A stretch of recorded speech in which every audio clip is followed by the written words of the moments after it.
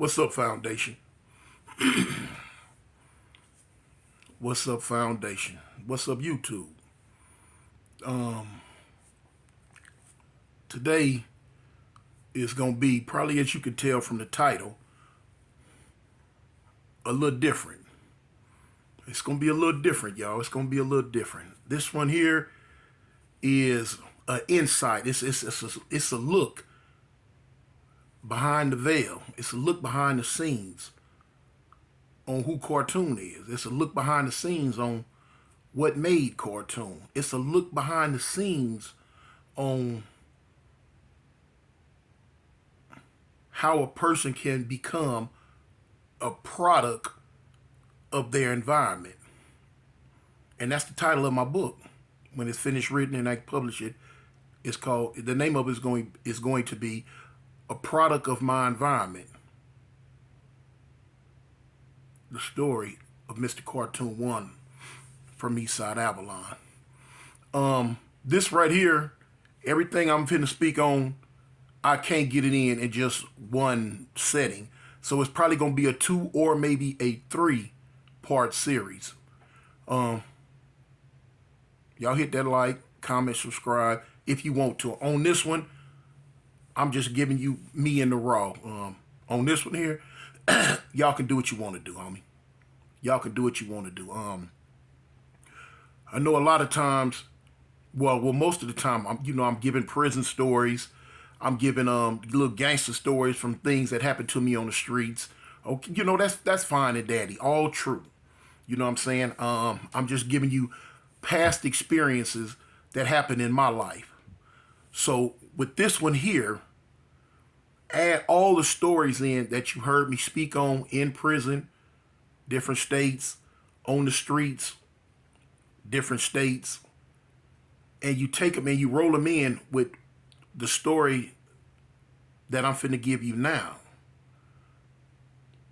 And you can see why I'm giving this story, and you'll be able to say like, wow, you know what I'm saying, this cat done came a long way. It's easy and fun for a lot of people to speak on the gangsterism side of what went on in their life. Especially in this YouTube metaverse. In this YouTube world, people love mess. People love drama. People love the excitement of what went on in everyone's lives. You know what I'm saying? Drive-by shootings, fighting, stabbings, killings, maulings, maimings. You know what I'm saying? All the above. People love that. That's the type of world we live in. People love it. But it's another side to that, y'all. It's another side to it. You know what I'm saying? And as I said in one of my videos before, some of parents, responsible parents, you might want to let your children listen to this one. You know what I'm saying? Because I'm finna let them know it's another side to the gangsterism. It's another side to the street life.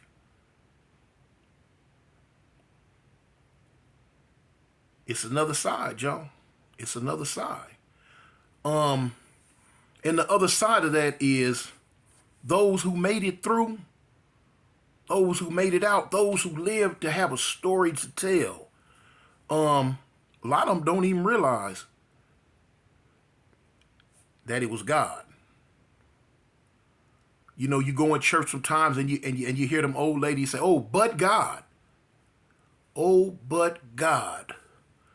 At a young age, we don't realize that when we leave the house, we got our parents, our sisters, our brothers, our aunts, our uncles, girlfriends, and for some wives, and for some children, praying for us.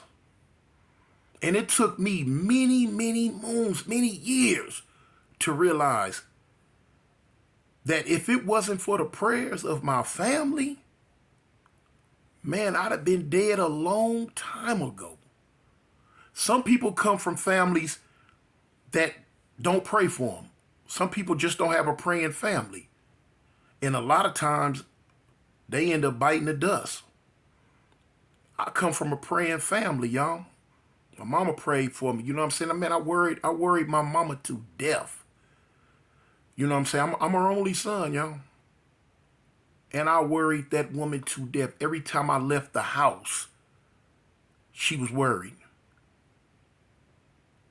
When I came home, she was worried to the point where she couldn't do it no more. She put me out. I told y'all, you know what I'm saying? Mom's put me out at 14. But she didn't stop loving me. No, she didn't stop loving me. But she couldn't put up with me no more. I was doing too much. But she prayed for me every day. I had an auntie, my auntie Martha. You know what I'm saying? My auntie Martha, she was real big in my life. Real big in my life. And this was my cousin Walter's mother. Walter, you know what I'm saying? The biggest influence on my life. Like I told y'all, you know, he the one that told me when I was a kid that when I grew up I was gonna be a Crip. You know, he spoke that into existence on my life. And his mama though was a preacher, a pastor of a church from the time I could remember her. I always remember her being a pastor of a church. She ended up moving. She moved way out to a spot in right on the border of California and Mexico, a little spot called Calipatria. This was back in the early 70s. Now, you know, that same spot now today is thriving, you know, but back then, you know, it was a one stop shop town. Had one street light, no sidewalks, period, nothing but dirt roads. It was predominantly Hispanic. I think you might have 5 or 6 black families in the whole little Dust Bowl town, and some white families. One school, first through 12th grade in the whole school. One store, one gas station, one horse town, y'all. But she moved there. I guess God led her to move there. I don't know. Mom's tried to send me there a couple of times when I was young to get me away from the hood. But this was my auntie, man. She was real religious. And she used to speak stuff on my life when I was younger that I didn't really understand. I got a lot of boy cousins, you know what I'm saying? A lot of boy cousins. And if you go in succession, I was the 7th one. Now, during this story, I'm finna tell y'all a lot of stuff about me. I want y'all to know first and foremost, I'm not glorifying it, period. I'm not glorifying, period, some of the things I did when I was young. Some of the things that I did in this for the cause of what we call today Crip. I was a Crip's Crip, homie, when I was a young kid, when I was younger. Nothing else mattered to me. Nothing else moved me. Um, I became more and more so entrenched in it that, you know, life had no meaning to me. My life had no meaning to me, and definitely someone else's life had no meaning to me whatsoever. Period. When you hear the term 8 to 80, blind, crippling, crazy, I lived that one. You know what I'm saying? If I got on your trail, if I was after you, if you were an enemy to 5 Travelon, like I said, I was coming. I was coming. Me and Crazy Ray, we was coming. And we were like-minded in our endeavorments. We were diligent. We were like a heat-seeking missile. And the thing about it is, I was so entrenched in this lifestyle that you didn't mean nothing to me. Your mother, your father, your grandmother, your grandfather, nor your kids meant anything to me. Period. And when I say did not mean anything to me, that means when I came for you, I came for them. If I found out what house you stayed in, it didn't make me no difference. Everybody could get it. I had a demon in me, y'all, back then. The person I was then, I want to say now, I am not that person now. I am not that person now. But the person I was then wasn't right. It was almost like I was up under demonic possession because, like I say, it didn't mean nothing to me. Home invasions, it's stuff I can't even speak on, homie. It's stuff I can't even speak on. I can't even speak on it, homie. But you let your mind do the math. My homies didn't even want me to go on licks with them. No, cuz, we don't want Tune to go. Y'all know he gonna do too much. And I was. When I came through the door, laid everybody down. And when I asked the question, where's the money? Where's the this or where's the that? You didn't have no whole bunch of times to lie to me. I'm not gonna go all the way off into that. But like I say, the person I was then, he wasn't nice.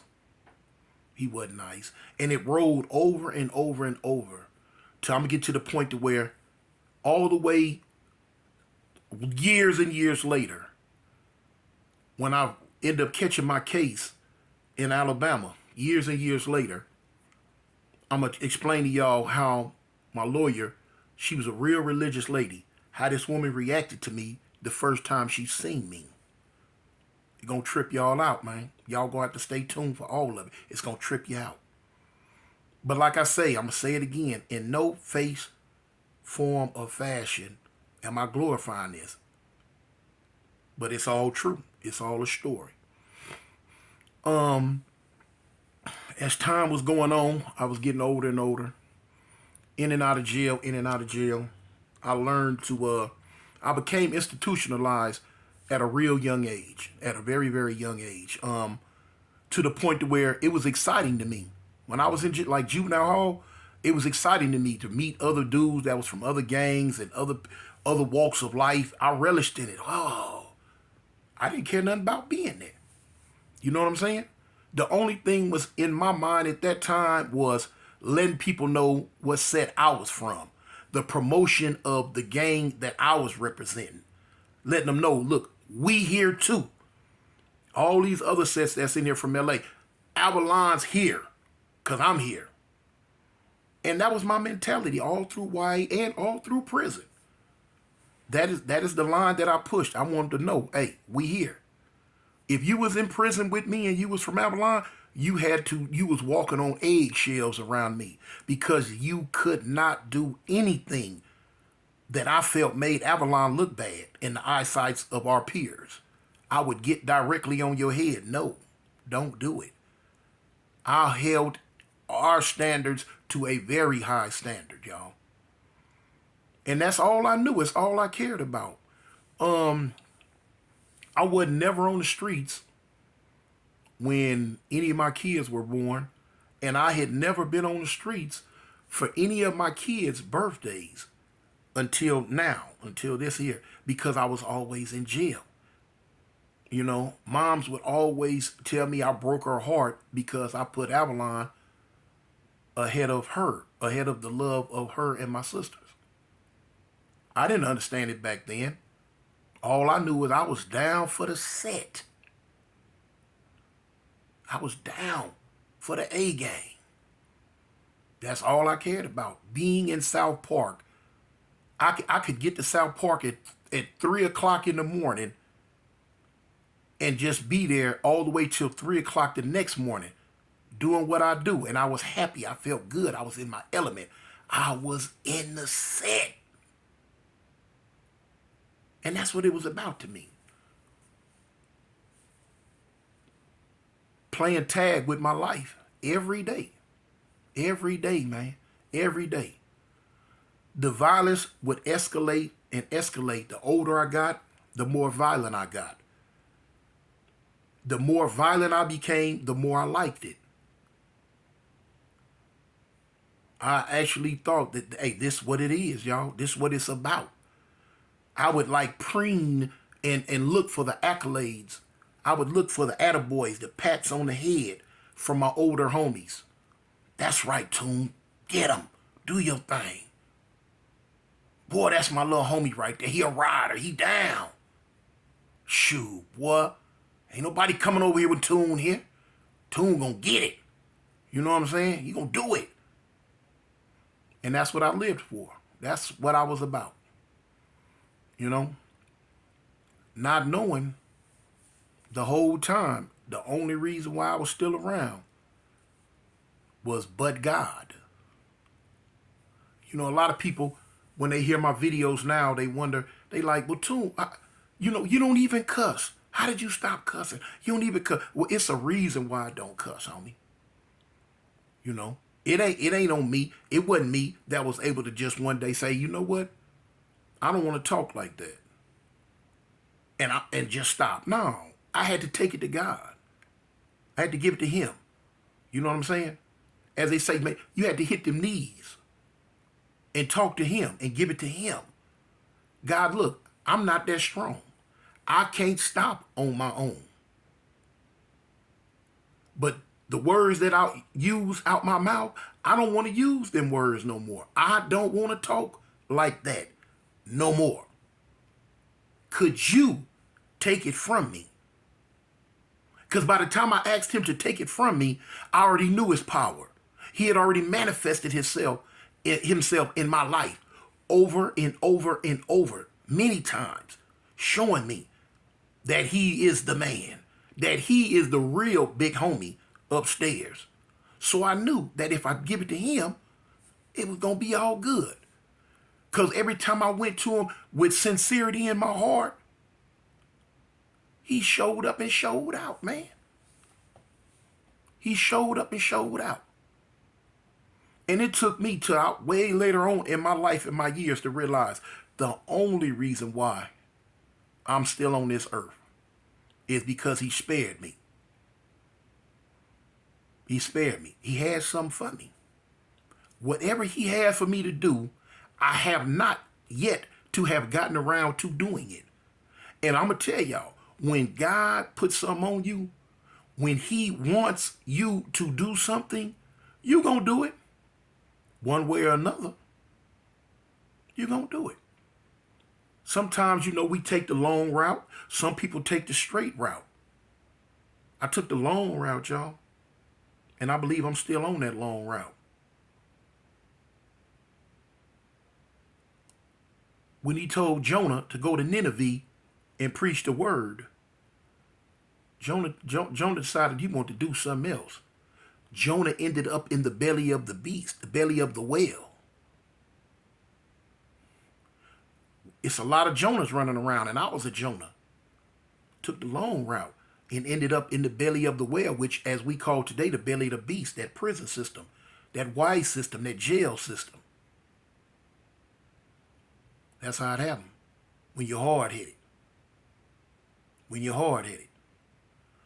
You know, sometimes you can be so hard-headed, he'll put you in a position where you flat on your back at the bottom of a barrel. And that barrel is the barrel of life. You flat on your back at the bottom of that barrel, y'all. And when you on your back, flat on your back at the bottom of something, when you open your eyes, where are you looking? You can't look but straight up. You know? And when you looking straight up, what do you see? You see the heels. The heel, you know, because the big homie's up there, God. So when you look up, you see the bottom of the feet. You see his heels of his feet. You see, the word tells you, you see the heels from which your help comes from. And that's God. And you better cry out. Oh, boy, I need you. I need you. Please, I need you. And I done did that many times, y'all. Don't let me fake in front like I ain't called out to him. I done called out to him, y'all. I need you.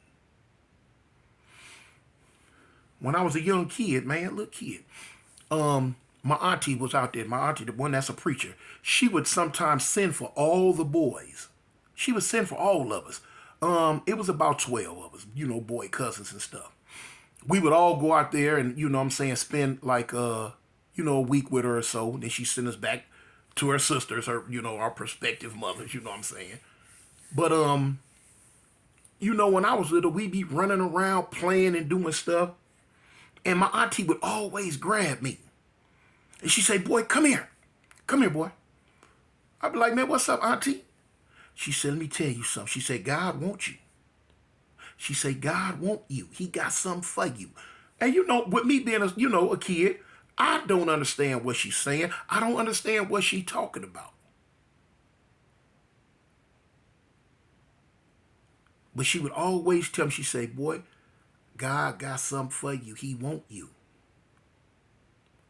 And I would ask her, I said, well, why he ain't got it for them? Little kid stuff. Why he ain't got it for them, auntie? Why he ain't got it for them? Boy, stop talking like that. God told me to tell you, he got something for you. He wants you. He wanted me. That's what she would always tell me. And everyone knows that the number 7 is God's number. And I was the 7th boy in line in procession from the oldest to the youngest of all the boy cousins. I was number 7. I was number 7. And it dawned on me years later. But she would always tell me that. And I would go through life, okay, I got older, you know what I'm saying, stop, going around her. Eventually, years later, started gangbanging and went into my thing. Like I say, it got progressively worse. I didn't, pay God no attention no more. I just, boom, coming up in them streets. But like I say, that's what this video is about. The other side of the coin. You got that gangster side that you living in the streets, but you got this other side, the God side, that a lot of us don't pay attention to, that we don't give the glory to. Sometimes until it's too late. Sometimes until we in that position where we flat on our back, looking up. I can already see now that this is going to be more than a 1-part series. And y'all, stay tuned, because I'm finna give y'all so much that done happened in my life that God done spared me from, man. I know for a fact, sitting right here today, making this video to the foundation, to the world at large, to the YouTube metaverse, that if it was not for him, I would have been gone. Been gone. And a lot of times I say, man, I should have been gone. Because of the things I was doing in the streets, man. You can only do so much before the chickens come home to roost, man. Especially if you don't straighten it up and atone for it before it's too late. Before God remove his hand from you. Because when he remove his hand from you, man, Satan gonna tell you a new tale, y'all. He gonna tell you a new tale, man.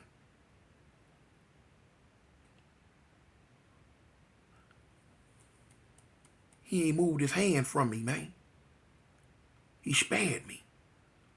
He ain't moved his hand from me, y'all. For real. Because like I say, I'm not glorifying it, but I'm going to tell y'all a lot of stuff about me. Some of the stuff I did, homie, was not cool. A lot of stuff I did was not cool, man. I ain't going to even front. It's a lot of humps in them grounds because of me. Because of me, y'all.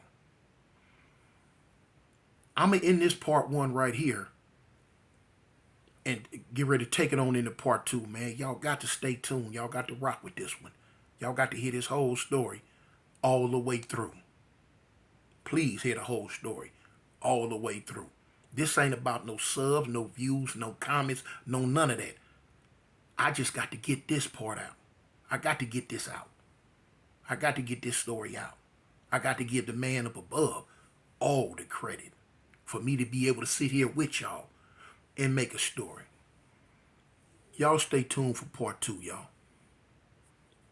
I'm your big partner, man. Cartoon. I'm out.